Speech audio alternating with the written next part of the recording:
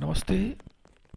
रात के 10 बज चुके हैं और मैं क्लास 12th के सिविक्स सब्जेक्ट का वीडियो बनाने जा रहा हूं, जिसमें जो चैप्टर है अल्टरनेटिव सेंटर ऑफ पावर, सत्ता के वैकल्पिक केंद्र, जो चौथा पार्ट है सिविक्स का, उस पर ये वीडियो केंद्रित है।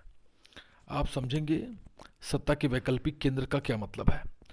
सत्ता का वैकल्पिक केंद्र का मतलब ये है कि जब शीत युद्ध का अंत हो चुका होता है, इससे पहले वाले पाठ में हमने पढ़ा है शीत युद्ध का अंत हो चुका है, और शीत युद्ध का अंत हो जाने के बाद दुनिया में जो सर्वोच्च शक्ति है, जो सेंटर ऑफ पावर है वर्ल्ड का, वो अमेरिका की तरफ झुक गया है। उसके बाद पूरे देश, पूरे विश्व की किस प्रकार की व्यवस्था होती है। रूस तो अपनी शक्ति कमजोर हो जाने के चलते उस समय बहुत सक्रिय योगदान विश्व के किसी क्रियाकलाप में दे नहीं पा रहा था, लेकिन दुनिया में बहुत जगह एक अलग सी बेचैनी की स्थिति थी।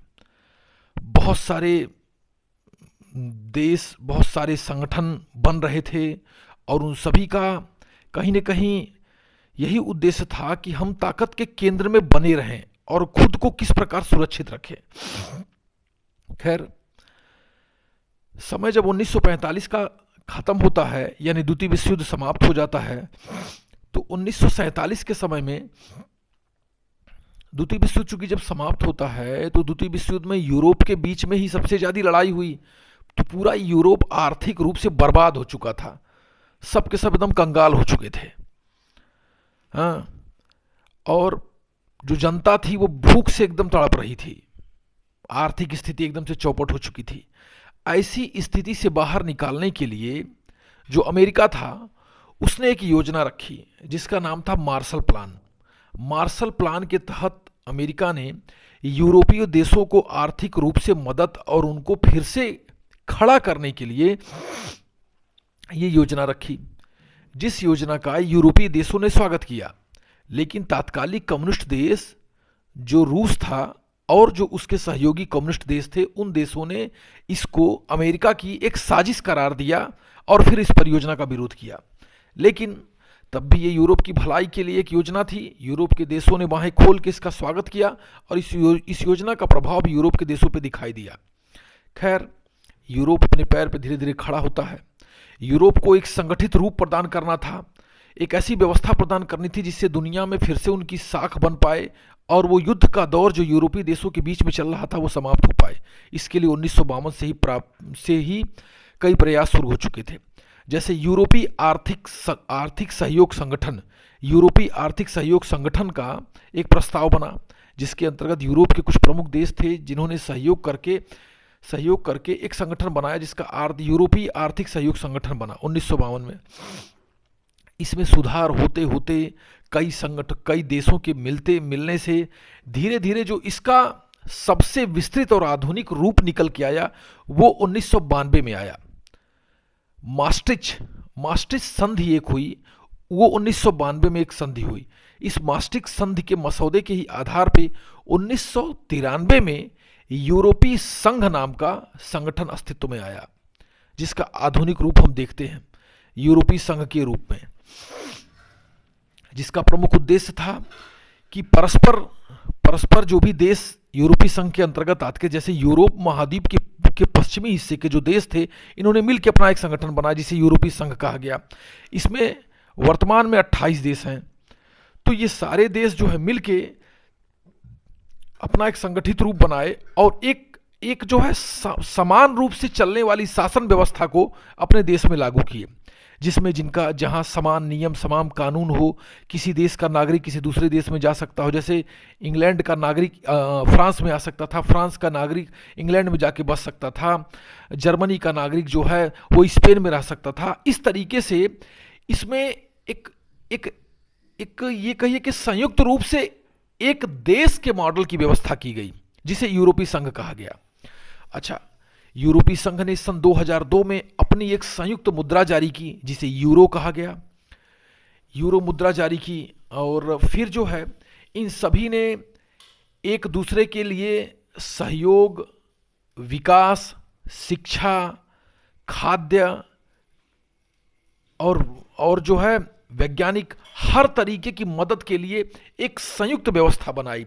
संयुक्त व्यवस्था बनाने के लिए और कार्य करने के लिए इन्होंने अपना एक मुख्यालय चुना, जो जो बेल्जियम देश के ब्रुसेल्स में है। बेल्जियम की राजधानी ब्रुसेल्स है, उसी में यूरोपीय संघ का मुख्यालय बना और वहीं से यूरोपीय सरकार चलती थी। यूरोपीय सरकार चलती थी जो पूरे यूरोपीय यूनियन के देशों के लिए नियम और कानून बनाती थी। कोई भी अंतर्राष्ट्रीय सहयोग या समझौता किसी एक देश के माध्यम से नहीं होता था, बल्कि पूरे यूरोपीय संघ के माध्यम से हो रहा था। इस तरीके से यूरोप ने अपने आप को एक ताकत के रूप में दुनिया के सामने प्रस्तुत किया। इसने अपने एक मजबूत और ताकतवर सैन्य संगठन के रूप में अपनी एक क्षमता बनाई, जिसे नाटो के रूप में दुनिया जानती है, जिसे बोला जाता है नॉर्थ अटलांटिक ट्रीटी ऑर्गेनाइजेशन।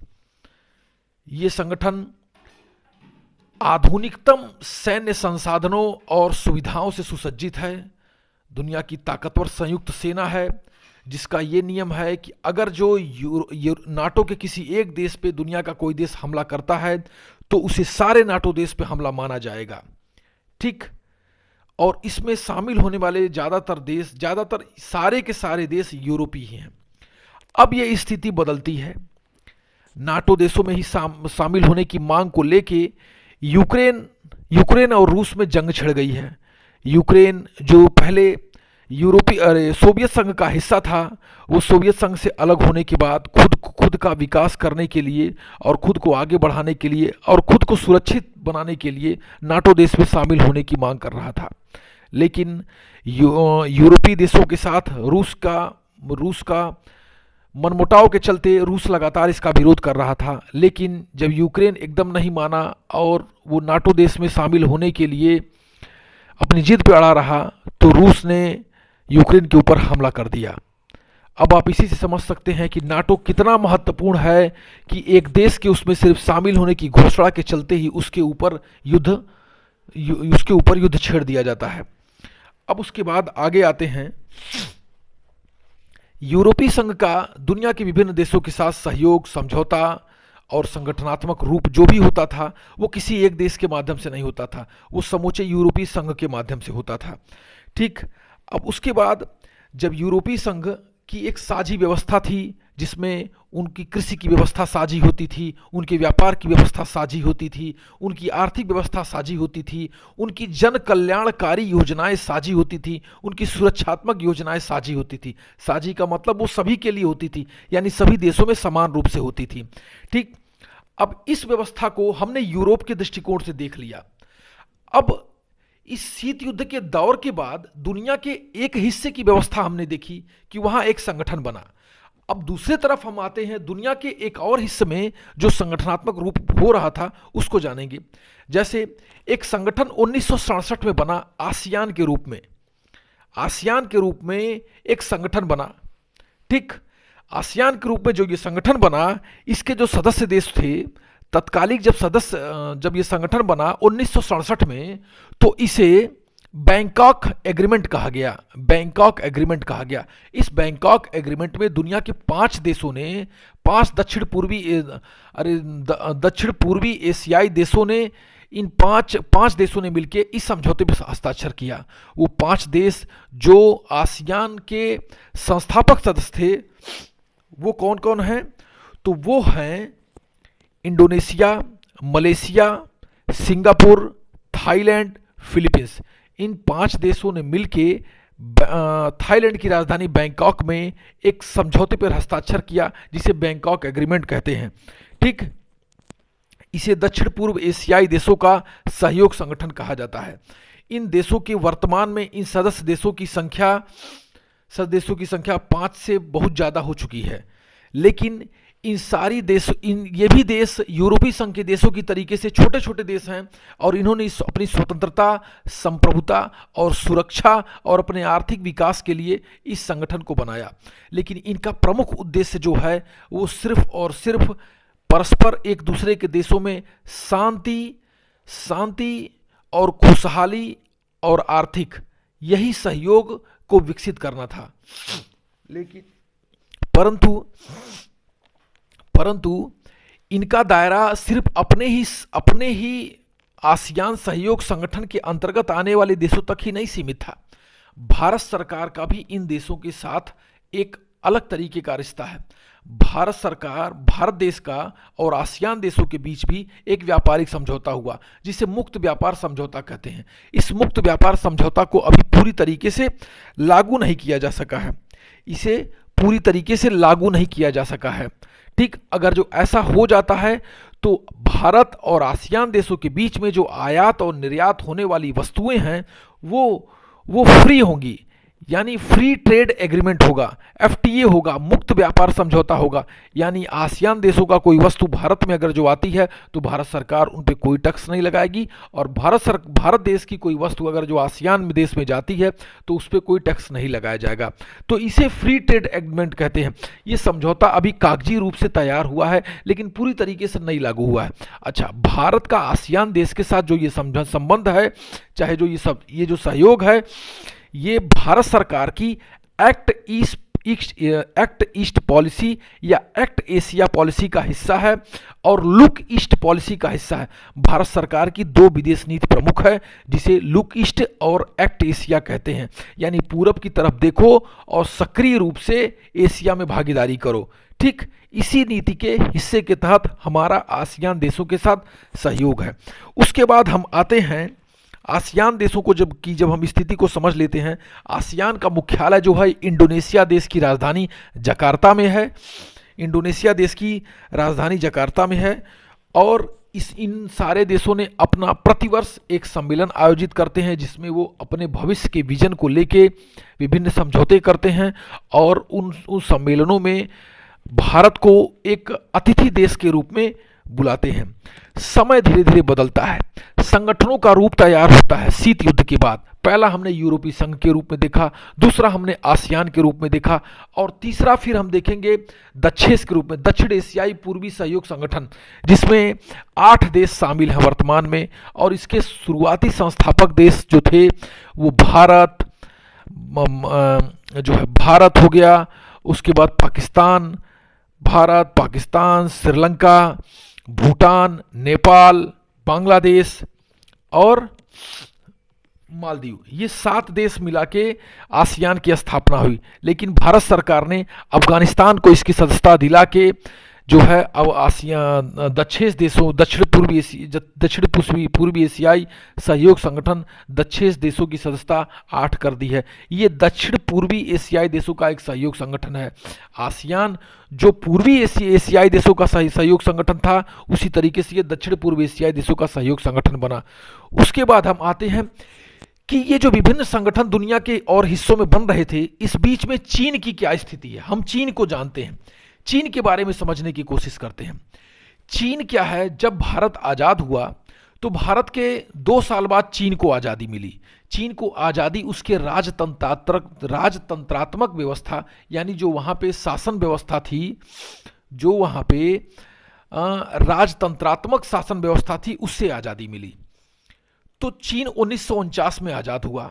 1949 में चीन में एक क्रांति हुई। उस क्रांति के फलस्वरूप चीन में जो वहाँ के शासन तंत्र को समर्थन करने वाली राष्ट्रवादी पार्टी थी और जो शासन तंत्र के खिलाफ खड़े होने वाले जो क्रांतिकारी लोग थे, वो कम्युनिस्ट विचारधारा के थे। तो कम्युनिस्ट विचारधारा के क्रांतिकारियों ने वहाँ के तात्कालिक जो है राजतंत्रात्मक शासन सत्ता को मानने वाली सरकार के खिलाफ विद्रोह कर दिया। विद्रोह के फलस्वरूप ये हुआ कि कम्युनिस्ट समर्थित जो क्रांतिकारी नेता थे वो जीत गए और जो राजतंत्रात्मक समर्थक जो चीन के नेता थे वो हार गए और वो भाग के वर्तमान के ताइवान देश में आके लगे रहने और खुद को रिपब्लिक ऑफ चाइना लगे कहने, रिपब्लिक ऑफ चाइना कहने लगे। और जो कम्युनिस्ट समर्थित जो सरकार थी, जो 1949 में वर्तमान स्थलीय रूप से विकसित चीन में बनी, उसका नाम था पीपुल्स रिपब्लिक ऑफ चाइना। उसने अपने आप को पीपुल्स रिपब्लिक ऑफ चाइना कह दिया, जो वर्तमान में चीन देश के रूप में है। और जो ताइवान है उसने आपको रिपब्लिक ऑफ चाइना कहा, यानी गणतंत्रात्मक चाइना कहा। इस तरीके से 2 देश बने और 1949 से वर्तमान में जो तीन चीन देश है वहाँ पे जो शासन की व्यवस्था थी वो कम्युनिस्ट पार्टी ऑफ चाइना के हाथ में आ गई। और वहाँ का जो सर्वोच्च नेता उभर के जो व्यक्ति उभरा 1949 की क्रांति के समय में, वो था माओ त्से तुंग। माओ त्से तुंग ने 1949 से लेकर 1977 तक चीन में शासन किया। लेकिन इस शासन क्रम में विभिन्न प्रकार के घटनाक्रम हुए। 1949 में जब चीन आज़ाद होता है तो वो अपनी आज़ादी के बाद अपने विकास के कार्यों में संलग्न तो हो जाता है, अपने देश के विकास कार्यों में, लेकिन अपनी कुछ साम्राज्यवादी इच्छा को वो बढ़ाने का भी प्रयास करता है। 1950 में चीन ने तिब्बत के क्षेत्र पे हमला करके तिब्बत पर अधिकार कर लिया और वहाँ के जो बौद्ध धार्मिक नेता थे दलाई लामा, उनको भाग के भारत में आना पड़ा और भारत के हिमाचल प्रदेश राज्य के धर्मशाला नाम की जगह पे वो रह के और तिब्बती सरकार के रूप में भारत से शासन करने लगे।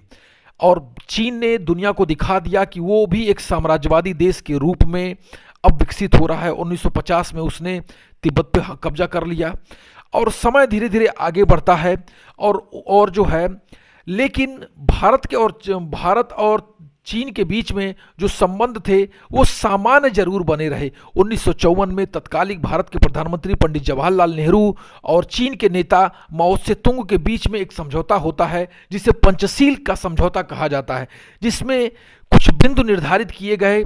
दोनों देशों के परस्पर विश्वास और सहयोग का आधार के रूप में इस समझौते को देखा गया। लेकिन माओ त्से तुंग के दिमाग में तो कुछ और चल रहा था। उसकी साम्राज्यवादी आकांक्षाएं और किसी देश के हिस्से पे कब्जा करने की जो इच्छा थी वो लगातार बढ़ रही थी। इसी क्रम में उसने 1962 में भारत के आक्साई चीन के हिस्से पे हमला करके उसे कब्जा कर लिया। आक्साई चीन भारत के लद्दाख का वही पूर्वी हिस्सा है जो वर्तमान में भी विवाद का कारण बना हुआ है। ठीक, तो आक्साई चीन ने कब्जा करके भारत के उस क्षेत्र पे हमला कर दिया। 1962 में चीन ने भारत के ऊपर हमला किया था। ठीक, चीन के भारत पे हमला करने के बाद भारत का चीन के साथ हर तरीके का राजनीतिक और सामरिक हर प्रकार का सहयोग और संबंध खत्म हो चुका था। लेकिन 1977 में जो तत्कालीन सरकार थी उसने अपने प्रतिनिधि के आर नारायण को चीन के दौरे पे भेजा और फिर से भारत और चीन के बीच में एक रिश्ता सामान्य रूप से शुरू होता है। समय आता है 1989 का और भारत के जो उस समय की सरकार थी उसने विदेश मंत्री के रूप में अटल बिहारी वाजपेयी को चीन भेजा और फिर से भारत और चीन के बीच में धीरे धीरे संबंध विकसित होना शुरू हो गए। ठीक, और नरसिम्हा राव की सरकार में जब पीवी नरसिम्हा राव की कांग्रेस शासित सरकार भारत में थी तो 1993 में भारत और चीन के बीच में सीमा पे एक अस्थायी शांति को बहाल करने के लिए लाइन ऑफ एक्चुअल कंट्रोल जिसे LAC के रूप में जाना जाता है, उस पर एक सहमति बनी और निर्धारित किया गया कि जो सीमा जहां पे निश्चित है वो उसी को मानेंगे और उसका जो है उस सीमा का किसी प्रकार से उल्लंघन नहीं करेंगे। और तब से लेके डोकलाम की घटना तक भारत और चीन के बीच में लगातार शांति बनी हुई थी। लेकिन 2018 के बाद से चीन के द्वारा लद्दाख की पेगोंग नाम की एक झील है वहाँ पे अतिक्रमण करने का प्रयास किया गया, यानी उसके कुछ हिस्से पे कब्जा करने का प्रयास किया गया।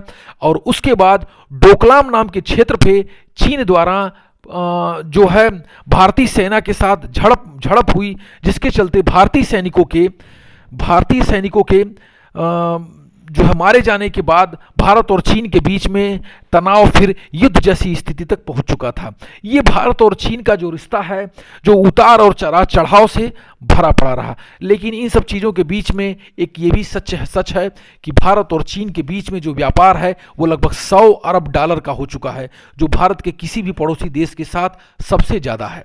ठीक, अब स्थिति को हम समझते हैं। वर्तमान में हमारा उनके साथ जो सीमा पे विवाद है, इसके चलते हमारे उनके बीच में जो परस्पर संबंध है वो तनाव की स्थिति में है।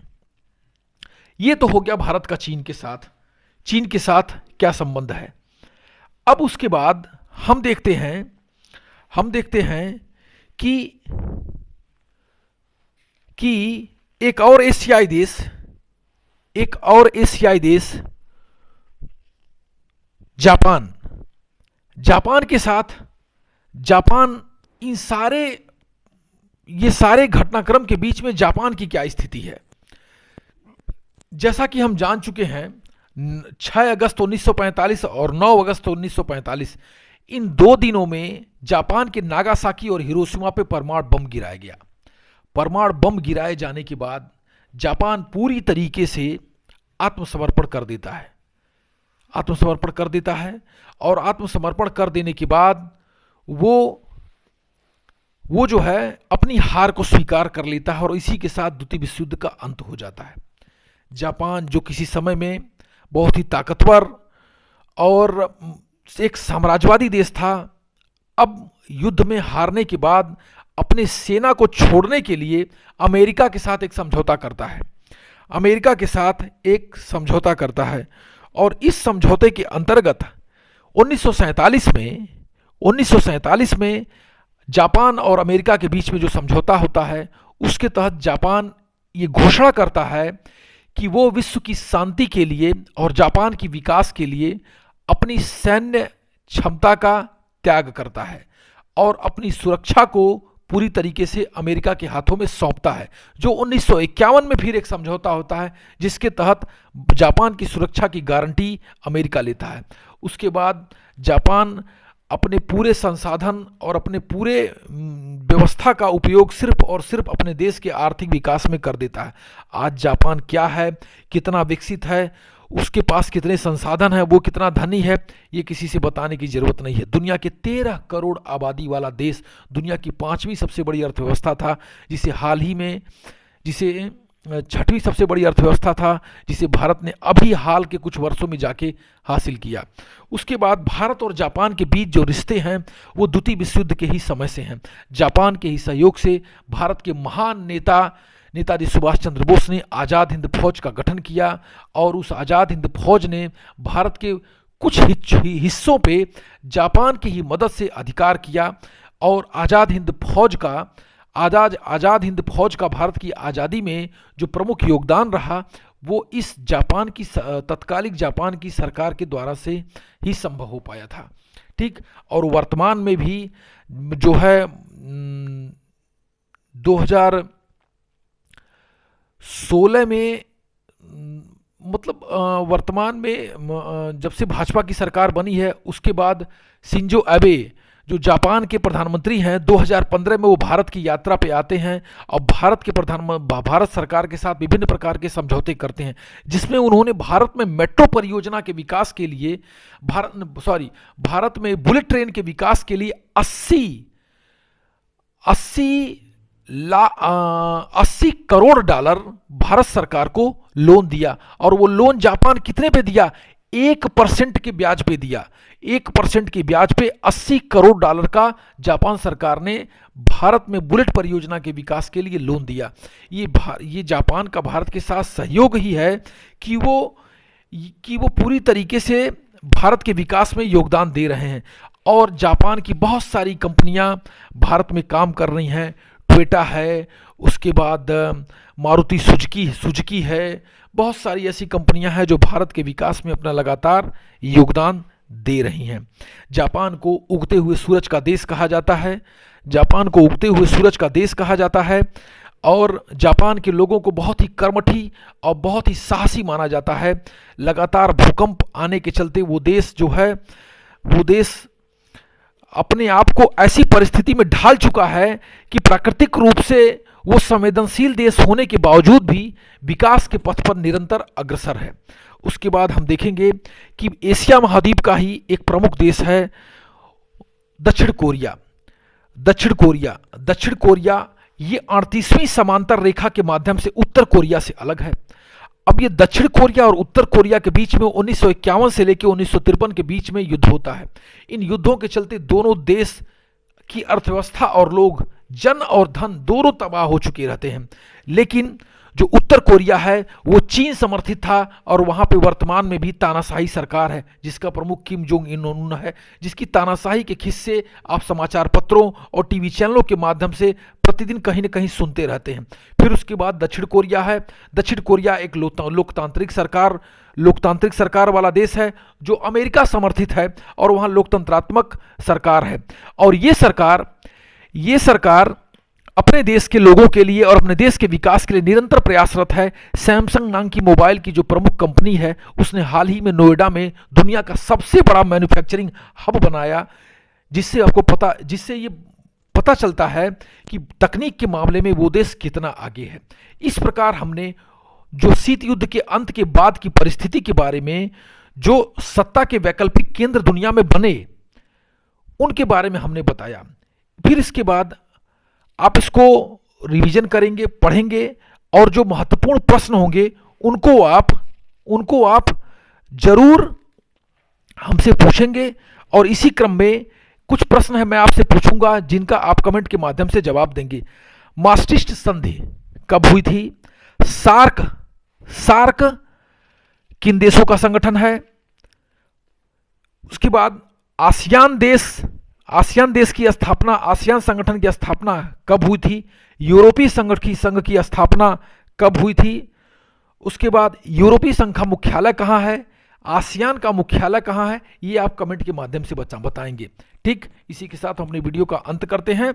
Good night and good luck.